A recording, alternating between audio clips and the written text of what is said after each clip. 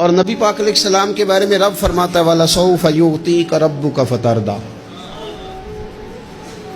محبوب میں آپ کو اتنا دوں گا کہ آپ اپنے رب سے راضی ہو جائیں گے۔ کیا کروں میں؟ اب یہ آیت اتنی شاندار ہے۔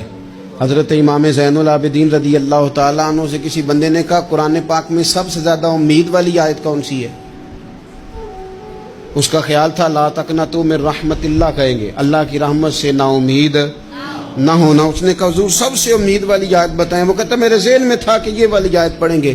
تو امام زین العابدین رضی اللہ تعالیٰ عنہ فرمانے لگے سب سے امید والی آیت ہے وَلَسَوْفَ يُعْطِيكَ رَبُّكَ فَتَرْضَىٰ۔